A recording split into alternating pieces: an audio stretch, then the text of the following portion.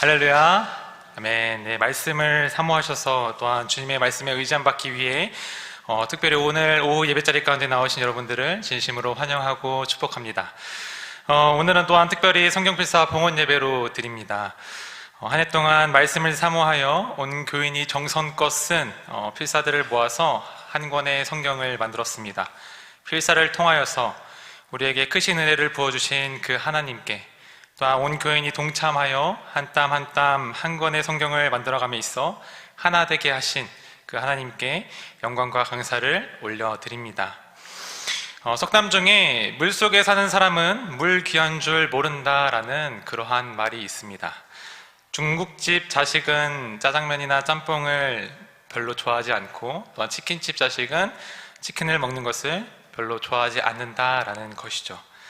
지금이야 우리가 성경을 손쉽게 접할 수 있고, 과학의 발달로 또 스마트폰으로 언제 어디서든 성경을 볼 수 있지만, 사실 과거에 일반인은 성경을 감히 만질 수도 없고 볼 수도 없는 그러한 귀한 물건이었습니다. 과거에는 종이가 너무나도 귀했고, 또한 인쇄술도 발달하지 않아서 성경은 성직자만 볼 수 있었고, 또한 교회 안에서도 겨우 한 권 있을까 말까한 그런 귀한 물건이었습니다. 그러나 요즘은 인쇄술의 발달로 누구나 쉽게 성경을 구할 수 있고, 또한 과학기술의 발전으로 말미암아 어디서든 성경을 읽을 수 있으며, 심지어 내가 원하는 구절, 나에게 필요한 구절도 알아서 찾아주는 그러한 시대에 지금 우리가 살고 있습니다. 제가 우암교회에 처음 왔을 때 교육전도사로 시작을 했습니다. 평일에는 학교에서 공부를 하고 주일에는 교회에 와서 사역을 했습니다. 그렇게 1년 동안 그런 생활을 하고, 이제 대학원을 수료하고 나서 제가 전임 생활을 시작하게 되었습니다. 이제 전임 2년 차에 머무르고 있는데요. 그런데 제가 전임을 시작하게 되면서 깨달은 것이 하나 있습니다. 그것은 제가 전임을 하고 장례를 이제 하면서 저희 교육자 사무실에, 그 사무실 안에 조기가 있다라는 사실을 제가 장례를 하면서 그때 처음 깨닫게 되었습니다. 1년 동안 교육 생활을 하면서, 또한 전임을 하면서 장례를 나기 전까지 수도 없이 사무실을 지나다니며, 또한 긴 시간을 계속해서 사무실에서 머물렀지만, 사무실에 조기가 있었음에도 그것을 관심을 가지지 않고 그냥 지나다니다가 그것이 뭔지도 모르고 그냥 뒤에 있는 배경처럼 여기게 된 것을 제가 장례가 나서야 그것을 깨닫게 된 것이죠. 요즘 우리 그리스도인들은 과학의 발전으로 말미암아 그냥 핸드폰으로 너무나도 편하게 성경의 말씀을 쉽게 접할 수 있게 됨으로 말미암아 오히려 교회에 올 때 성경책도 잘 안 가지고 다니게 되고, 성경에 대한 관심과 또 말씀에 대한 중요성을 점점 망각하게 되어가고 있는 것 같습니다. 길가에 모래들이 언제나 있지만 우리가 그것들을 신경 쓰지 않는 것처럼, 말씀이 우리의 곁에 늘 있음에도 불구하고 그것을 별 대수롭지 않게 여겨서 말씀이 점차 우리의 생각 속에서, 마음 속에서 사라지고 그것이 마치 없는 것처럼 우리가 점점 그렇게 느껴가고 있습니다. 그러나 그 성경이 우리의 손에 들어오기까지 그것이 그냥 이루어진 것이 아니라 성령의 감동이 있는 하나님의 크신 역사와 엄청난 은혜가 있었기에 우리의 손에, 우리에게 오게 되었음을 우리는 기억을 해야 합니다. 디모데후서 3장 16절 말씀을 한번 같이 읽어보겠습니다. 모든 성경은 하나님의 감동으로 된 것으로 교훈과 책망과 바르게 함과 의로 교육하기 유익하니. 아멘. 디모데후서 3장에는 모든 성경은 하나님의 감동으로 된 것이다 라고 말을 하고 있습니다. 우리가 읽고 있는 이 성경이 우리에게 오기까지 정말 기적이 아니고서는, 하나님의 감동과 성령님의 감동이 아니고서는 우리에게 오기까지 도저히 설명할 방법이 없다라는 것이죠. 성경은 추정하기로 무려 40명의 저자가 1600년이라는 이러한 긴 역사에 걸쳐서 쓴 책들입니다. 66권의 책들이 모여서 하나의 권을 이룬 게 바로 성경이죠. 그런데 놀라운 것은 우리가 이 성경을 한 권의 책, 66권으로 이루어진 책이지만, 그리고 저자가 40명이나 되고 1600년이라는 이 긴 세월 동안 쓰여진 이 책이 우리가 한 권이라는 성경으로 보는 이유는 시대가 다르고 사는 곳이 다르고 문화와 규범이 달랐음에도 이 모든 책들이 예수, 즉 구원이라는 동일한 주제를 관통하기 때문에 우리가 이 책을 성경이라는 한 권으로 보고 있습니다. 이 성경이 비록 오랜 세월에 걸쳐서 그리고 여러 사람의 손을 거쳐서 쓰여졌지만, 그러나 하나님께서 한 성령으로 감동케 하셔서 그렇게 함으로 말미암아 동일한 주제로 한 권의 이 성경을 만드셔서 하나님의 말씀인 이 성경을 우리에게 지금 주고 계시는 것이죠. 그렇기에 성경은 크신 은혜로 우리에게 주신 하나님의 귀한 말씀이며, 또한 단순히 과거에 있었던 일들을 기록한 책들이 아니라 시간을 초월하셔서 공간을 뛰어넘으셔서 말씀으로 살아 역사하셔서 오늘을 살아가는 우리에게도 동일하게 내려주시는 말씀입니다.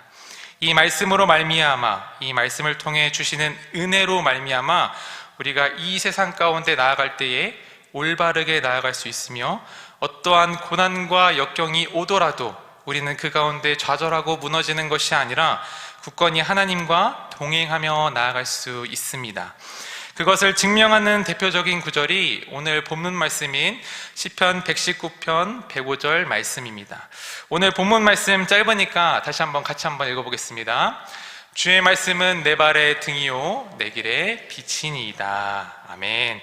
너무나도 은혜롭고 위로가 되는 그런 말씀입니다. 그런데 저는 오늘 말씀을 묵상하면서 한 가지 의문이 들었습니다. 오늘 시편 119편 말씀에 주님의 말씀은 내 발의 등이라고 말을 하고 있습니다. 여러분, 등은 언제 쓰이는 물건입니까? 밤에 어두울 때 밤길을 밝히는 그러한 도구로 쓰이는 용도입니다. 요즘에는 LED를 사용하면서 그렇게 만든 손정등은 엄청나게 밝지만, 그런 옛날에는 불을 이용하여서 등불을 밝혔습니다. 그래서 등불을 비추어도 겨우 내 발 앞에만 아마 살짝 비추었을 그런 정도의 빛이 비추는 것이죠. 이 문장에 나오는 등을 언뜻 우리가 살펴보게 되면 너무나도 볼품없어 보이고 또한 초라하게 보이기도 합니다. 내 발 앞에만 겨우 비칠 수 있는 그러한 빛이 비춰지기 때문입니다. 제가 만약에 시편의 저자라면, 제가 만약에 119편을 다시 쓴다면 이렇게 쓸 것 같습니다. 주님의 말씀은 내 발의 해요, 내 길의 빛이니이다 라고 적을 것 같습니다. 말씀을 통해서 나의 인생길이 한 점의 두려움도 없이 환하게 비추기를, 모든 고난과 고통을 미리 알게 하셔서 그것들을 쉽게 피해갈 수 있도록 인생길에 해처럼 빛나는 그러한 영광을 누리는 그러한 마음으로, 저는 아마도 제가 만약에 시편 기자였다면 오늘 말씀을, 주님의 말씀은 내 발의 해요 라고 기록할 것 같습니다. 그런데 시편의 저자가 그것을 모르지는 않았던 것 같습니다. 그것을 알고 있음에도 그렇게 쓰지 않은 이유는 다 하나님이 우리를 통하여 전하시려고 하시는 큰 뜻이 있기 때문입니다. 실제로 시편 주석을 찾아보니까 이 말씀이 그냥 그렇게 쓰인 것이 아니라 노골적인 의도가 있음을 발견을 하게 됩니다. 주님의 말씀은 내 발의 등이요 할 때 여기서 발은 히브리어로 레겔이라는 단어가 쓰였는데, 이 레겔은 단수형으로 한 걸음, 딱 한 걸음을 강조하는 그러한 말입니다. 이 발걸음이 내 인생의 전체의 그 길을 나타내는 것이 아니라 내 앞에 바로 한 걸음을 지금 나타내고 있는 것이죠. 또 오늘 본문에 등장하고 있는 등은 히브리어로 네르라는 이러한 단어가 쓰였는데, 이 네르라는 히브리어는 손으로 가볍게 들 수 있는 등잔, 아주 작은 등불을 의미하고 있습니다. 그래서 겨우 한 발자국만 비칠 수 있는 그러한 등불을 나타내고 있는 것이죠.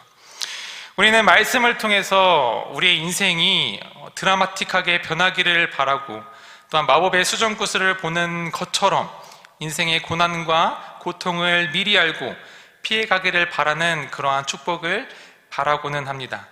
그러나 하나님은 오늘 시편 말씀을 통해서 어떠한 축복을 우리에게 주고 계시냐 하면, 너의 인생길에서, 우리의 인생길에서 기쁜 일도 있고 굳은 일도 있으며 또 어디로 가는지 종착점을 알 수 없는 그러한 길들이 너희 앞에 쭉 이어지지만, 그러나 우리의 인생길에서 한 걸음 한 걸음 발을 내디딜 때마다 언제나 우리와 함께하고 계시며 그 한 걸음 앞길을 나아갈 수 있도록, 우리가 나아갈 수 있도록 빛을 비춰주고 계시며 우리의 가는 길을 인도하고 계시다 하는 그러한 축복을 우리에게 부어주고 계십니다. 우리는 세상 가운데 세상을 살아갈 때에 수많은 죄악들을 목격을 하기도 합니다. 또한 악인들이 팔을 벌려서 우리를 넘어뜨리려고 하는 것들을 수도 없이 목격을 하고는 합니다. 그러한 세상을 살아갈 때에 하나님은 119편 105절 말씀처럼 한 걸음 한 걸음 우리와 함께하고 계시며 그 험난한 길 가운데에 우리가 좌절하고 무너지는 것을 막기 위하여 불빛을, 등불을 비추고 계시며 우리가 계속해서 늘 인도하고 계시는 것을 우리에게 보여주고 계십니다. 그러한 은혜의 말씀을 우리에게 이 시편 119편 105절을 통하여 부어주고 계시는 것이죠. 우리가 말씀을 읽음으로 날마다 엄청난 변화가 일어나고 항상 기적이 일어나는 것은 아니지만, 그러나 그 말씀으로 읽음으로 말미암아 늘 가까이 가고 묵상하였을 때 우리는 늘 하나님께서 우리의 곁에서 함께하고 계시며 우리가 좌로나 우로나 치우치지 않게 하여 주시고 우리가 무너지지 않게 붙잡아 주시고 우리의 앞길을 인도하여 주시는 그러한 하나님을 우리가 바라보게 됩니다. 그렇게 우리가 늘 말씀을 가까이 하고 늘 깊이 말씀을 묵상을 하며 나아가야 합니다. 간절히 소망하기는 우리에게 주신 이 말씀을 우리가 너무나도 흔해서 아무렇지 않게 바닥에 떨궈진 모래처럼 여기는 것이 아니라 시간과 공간을 초월하여서 우리에게 역사하여 주시고 직접 전하고 계시는 이 말씀을 소중히 여기며 날마다 주야로 묵상하며 나아가기를 간절히 소망합니다. 또 한 가지 더욱더 바라는 것은 이렇게 성경필사 봉헌 예배를 드리면서 이 예배를 그저 1년에 한 번 있는 어떤 한 행사로 여기는 것이 아니라 우리가 이 성경필사 봉헌 예배를 통하여서 말씀의 중요성을 다시 한번 깨닫고 다시 말씀 앞으로 나아가는 저와 여러분들 되기를 간절히 소망합니다. 성경필사 전시회를 준비하다 보면은 보통 계속 하시던 분만 또 참여하게 되는 그런 모습을 우리가 보게 됩니다. 성경필사 전시회와 성경필사 봉헌 예배를 통하여서 우리가 말씀의 도전함을 받아 우리가 손으로 직접 쓰면서 더욱더 깊이 말씀을 알아감으로 더욱더 깊은 은혜를 누리며 나가는 저와 여러분 되기를 간절히 소망합니다. 신명기 17장을 보면 이스라엘의 왕들은 왕이 되기 위해서 무조건 제사장들 앞에서 성경을 필사했어야만 했습니다. 또한 그것을 곁에 두고 늘 주야로 묵상했어야만 했습니다. 이스라엘 왕들 중에서 어느 누구는 아마도 왕이 되기 위하여서 그것을 비록 억지로 성경 필사했을지는 모르겠지만, 그러나 구레네 사람 시몬은 예수님의 십자가를 억지로 짊어짐으로 큰 은혜를 누렸던 것처럼 우리가 어떤 우리 마음 가운데 있는 귀찮음과 우리 마음 가운데 있는 어떠한 그 괴로움을 이겨내고 필사를 했을 때에 우리에게 더욱더 크신 은혜를 부어주실 줄 믿습니다. 단순히 성경을 읽는 것보다 글로 쓰면서 성경을 읽는 것이 7배의 효과가 있으며 더욱더 기억에 오래 남는다라고 합니다. 그렇게 우리가 필사를 반드시 해야만 하는 것이죠. 선택이 아니라 우리에게 필수임을 이 과학적인 증명을 통해 보여주고 있습니다. 오늘 우리에게 주시는 그 놀라운 말씀을 소중히 여기며 날마다 마음의 새김으로 하루를 살아가는 저와 여러분 되기를 간절히 소망합니다. 그리하여 오늘 우리에게 주시는 시편 119편 105절의 말씀, 주의 말씀은 내 발의 등이요 내 길의 빛이니이다 하는 이 말씀처럼 날마다 우리와 함께 하시며 세상의 역경과 좌절과 고난이 오더라도 그것을 이겨낼 힘을 주시며 올바른 판단을 할 수 있도록 인도하시는 그런 하나님의 은혜를 누리게 될 줄 믿습니다. 그러한 은혜를 받으며 나아가는 우리 우암의 모든 성도님들 되기를 간절히 소망합니다.